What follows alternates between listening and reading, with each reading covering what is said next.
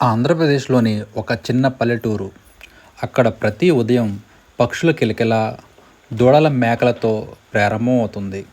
పొలాల్లో పనిచేసేవాళ్ళు కదలికలు, చిన్నపిల్లల పరుగులతో ఊరు నిండిపోయే రోజులు. ఆ ఊరిలో ఉండేవాడు చిన్నయ్య. 60 ఏళ్ల వయసు, తెలివైన వ్యవసాయదారుడు. ఎప్పుడూ ఒక చిన్న రేడియోతో చేతిలో పట్టుకుని తాటి చెట్టు కింద కూర్చుంటూ ఉండేవాడు. తాటి చెట్టు అతని జ్ఞాపకాల చెట్టు. ఆ చెట్టు కిందే అతని చిన్నతనం గడిచింది. తండ్రితో మాట్లాడిన చివరి మాటలు అక్కడే, భార్యతో తిన్న చివరి భోజనం కూడా అక్కడే జరిగింది.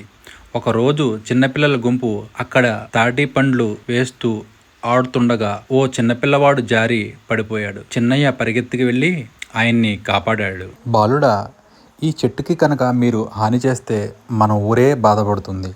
ఇది మన అమ్మలా చూడాలి అని చెప్పాడు. ఆ మాటలు విన్న పిల్లలు ఆశ్చర్యపోయారు. తరువాత రోజుల్లో చిన్నయ్య దగ్గరకు వెళ్ళి పిల్లలందరూ కథలు వినేవారు. ఆయన వాళ్ళకి గ్రామపు పండగలు, పల్లె కాథలు, నీళ్లు ఎలా కాపాడుకోవాలి అన్ని విషయాలు చక్కగా చెబుతుండేవాడు. ఒకరోజు ఆ ఊరి సర్పంచ్ అక్కడికి వచ్చి చెట్టు వల్ల రహదారి వెడల్పు చెయ్యాలంటూ చెట్టును తీసేయాలని చెప్పాడు.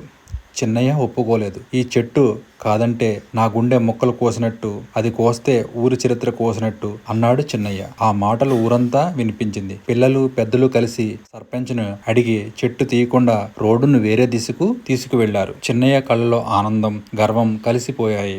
చివరగా ఆ చెట్టు కింద చిన్న పలకం పెట్టారు. మన ఊరి గౌరవం తాటి చెట్టు.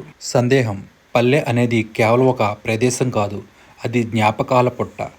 చెట్లు, పంటలు ఇవన్నీ మన సంస్కృతికి మూలం. వాటిని కాపాడుకోవటం మన బాధ్యత. ఈ వీడియో కనుక మీకు నచ్చినట్టయితే లైక్ చేయండి, షేర్ చేయండి, సబ్స్క్రైబ్ చేయటం అసలు మర్చిపోకండి.